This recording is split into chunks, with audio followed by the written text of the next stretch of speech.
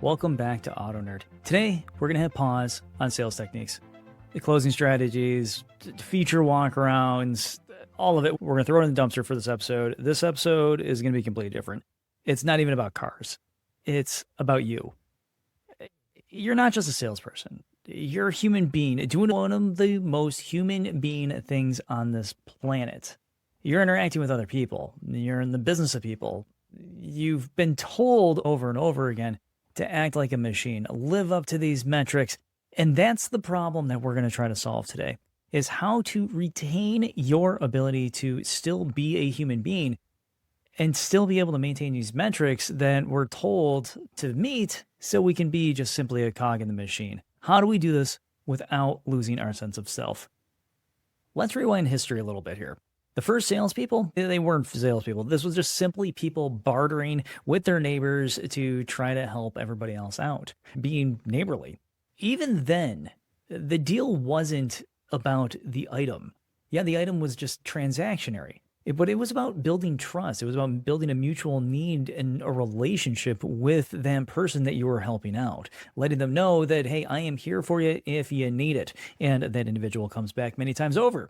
And somewhere along the way, we've lost this ability. It may simply just be because we're now playing a game today that is all about leads and metrics and conversions, and really not for nothing. Leads, metrics, and conversions, neither one of those are going ahead and putting dollars in my account.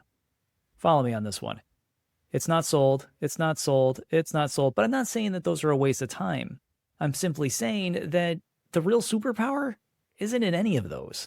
That's not where the money is at all. Actually, it's in connection. It's in empathy. It's in your ability to actually see someone. So ask yourself, when was the last time that you walked away from a conversation and thought, I really made that person feel understood?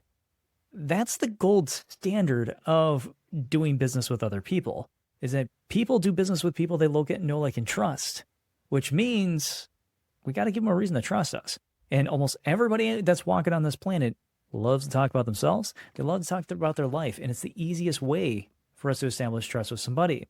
So last week we had a podcast, Trust is a Transfer of Confidence, where we talked about how our attitude, our confidence, gives the other person the ability not to just trust us easier, but also to go ahead and give themselves permission to buy a bit earlier. I'm sure you've heard the line before if you listened to the last podcast. But trust is a transfer of confidence. Trust is a transfer of confidence because confidence doesn't mean being slick, loud, and aggressive. It means being grounded and steady, calm in chaos and discussion fatigue.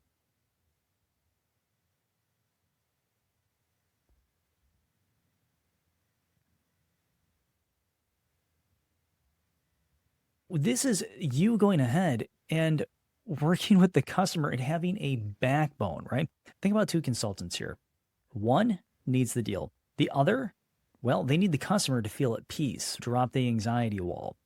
So who gets the sale? Every time, the one who transfers calm, confidence, and caring to the customer gets the deal. Now, they might both sell the car, but one is going to be at gross and the other one is not. I don't go ahead and discount vehicles and pay for customers to drive away in my product. That just doesn't sit right. You deserve your commission. So here's your challenge. What does trust feel like in your body? What does it take to give that feeling to somebody else? Really ruminate on that. Look back at the places that you go, the people that you talk to. Why do you trust these individuals? What does that take to build it in you? And then transfer that to a discussion with the customer. Put that kind of energy into it. Because when confidence isn't being exuded, that transfer of trust can't happen. Because you trigger, well, in the customer, kind of their spidey senses, their fight or flight capabilities. Because people don't want to talk to somebody that isn't calm and grounded. So let's get existential for a second.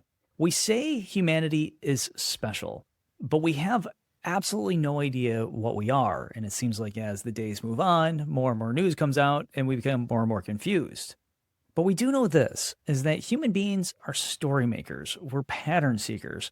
We're emotional creatures that crave meaning around every turn.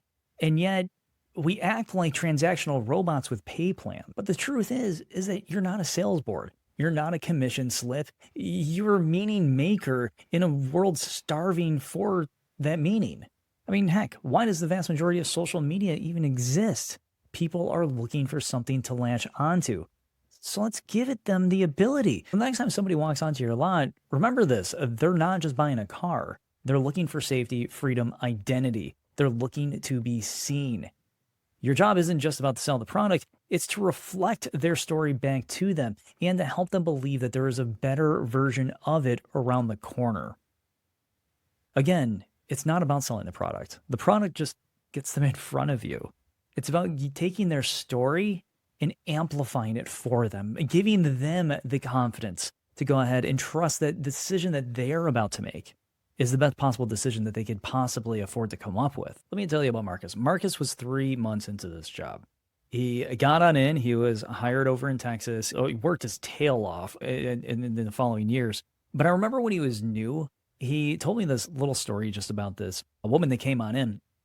And Marcus at the time, he knew his inventory and rebates and all the steps of the sale. And he was good. He was in my classes constantly. I mean, he wasn't the closing king by any stretch of the imagination, but he learned one day what it actually took to be the closing royalty on his showroom floor.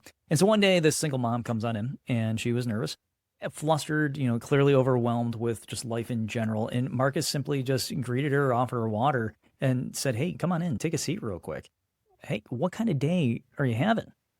And that was it. Everything changed. This woman all of a sudden went from like crazy, anxious, in a position where I'm not very comfortable. I mean, heck, dealerships aren't comfortable for anybody. And all of a sudden, they had a 20-minute conversation before they even touched a vehicle, before they even went ahead and cracked a door open. She ended up buying that day at the addendum price on the vehicle. She ended up referring 4 people the following month, which was super cool for him. Marcus realized that if he was to go ahead and put out humanity first, show the customer that, hey, I am a human, I care, I can be kind, and a guide second, and lastly, a seller, well, that person, that human that was in front of him, that single mom, just opened up. She told her life story to him right then and there, which for many of us, I've heard it over and over. Why would I want to know that information about the customer? The reason that you want to know that information about the customer is the more information that you have on that individual, the higher the likeliness is that you can utilize that information to mold your presentation, your reasoning, your logic to that individual. It also gives you the ability to mold the experience.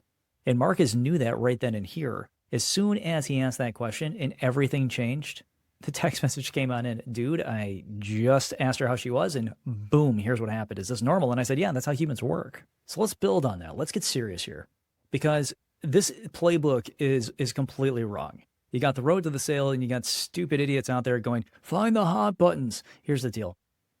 When you hear things like this, hot buttons are just telling you to stop. It's not telling you to go ahead and dig any further. We need a reset here. And we need to take the stupid tools that we learn every day that tell us to stop learning about people and throw them in the trash. Here's your reset. Your reset looks as such. This is simply a blueprint for remembering who you are every single day.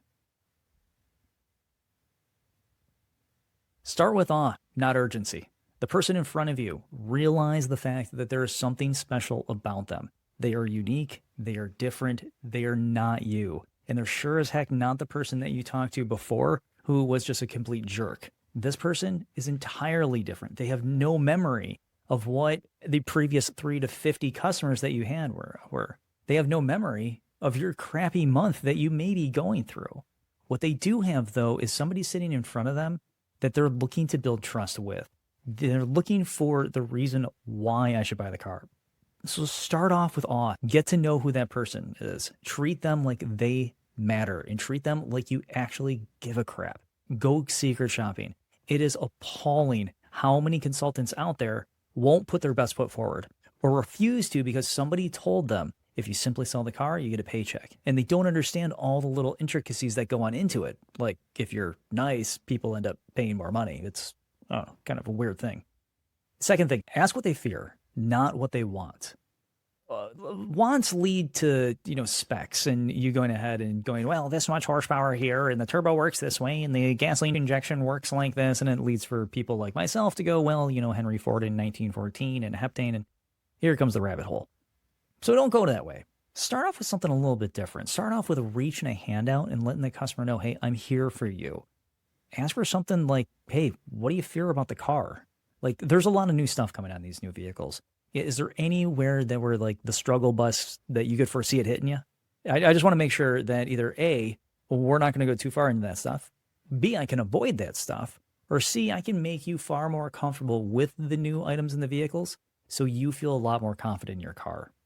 Again, this is setting the foundation for the customer to go, yeah, here, you are very different. This relationship is going to be, great. Spend that time with the customer there. Sell the presence, not the product. The product just got them in the door. Your presence is either going to keep them or revolt them. And in the end, they're buying you. Yes, they're driving away in the vehicle, but you're going to be the primary reason that they either buy or they don't.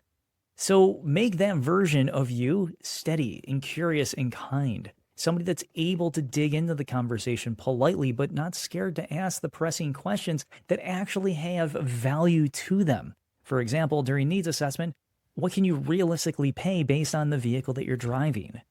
Tell me, we need to go ahead and get these things out of the way before I show you anything. But here's a bonus challenge for you. I want you to greet one customer with zero sales agenda. None. I just want you to walk up to them and say hi and carry on a conversation. Just learn something about them that you couldn't find in the CRM. Something that if you went ahead and you pulled up your bot and asked it, it couldn't go ahead and tell you. Get that person to talk. Because when they do, I have said it over and over, is that human beings naturally will trust each other if given the ability to speak about themselves to great lengths. So talk to people. Get them to go ahead and look at you with a state of awe as well. Because as soon as they realize that you care and you're not that other sales consultant or the other one that they spoke to recently, you're a different face and a different type of individual, all of a sudden the whole script changes. They're no longer going ahead and saying, hey, this is the product and the price that I want. It's here's the features and why, and that $250, $350 a month that I told you earlier, it doesn't matter anymore. We just need to get the job done. And we hear this all the time. Here's what I want you to remember. You sell transportation, but you also sell peace of mind. You sell horsepower, but you also sell identity. You sell features, but you also sell feeling. And the only way to do all of that well is to remember that you're not just a salesperson. You're not wedged in some sort of box that's labeled salesperson on the front of it, and people avoid it like the plague. You are a human in this machine. Don't make the machine turn you into just another wheel in it. It's not going to be fun. But you're also a mirror, and you're a translator of trust and a steward of stories. This means that when you bump into people every single day, you're pulling in all this information. And if you can start to retain some of that, you become a much more interesting person. And you have the ability to adapt to the other person sitting in front of you. Now, if you haven't listened to my podcast, The Great Reset, yet, I recommend that you find me on Spotify or Apple Podcasts or YouTube and go back and find The Great Reset. Because the Great Reset podcast, I talk about the importance of leaving that person behind. When things go rough and they go sideways, how you can reset yourself quickly and get back out there. Because those months that we have that are great, but those months that we have that are terrible, they're worse than bad. In order to be successful in this business, you have to be unforgettable, and you have to be the individual that people go, hey, you know what? I'm not going to go there because they had like a pressed suit and, slick hair. I went there because they were human. They realized that I was human too, and they wanted to make damn sure that I was going to be okay. That's your challenge for this week, is to go ahead, find something your CRM won't tell you, and then cater to that customer in a way that they never thought that somebody would be willing to go ahead and help them out with. So thanks for riding along with this episode this week of AutoKnerd. If this hits home, hit the share button. Please leave me some information down below, right in the comments. In addition to that, follow along. When it comes to following along, an awful lot of you aren't hitting that button. So open up your podcast, just click that follow button real quick. It's not going to be too terribly hard, or subscribe if you're on YouTube. The webpage is now up and running. If you can't get to it, this just means that I haven't figured it out yet. New newsletter coming out, and on every Saturday, I will have the Saturday morning dealership dispatch from AutoKnerd, and that is with myself and our new little friend Otto, who is going to be helping out with coming up with a couple of skills activities here and there along the way. So until next time, be kind, be curious, subscribe to the podcast, and keep showing up like you remember what we all forgot, because that's going to be one hell of a superpower for you. Go crush it this week, and I'll talk to you next Thursday.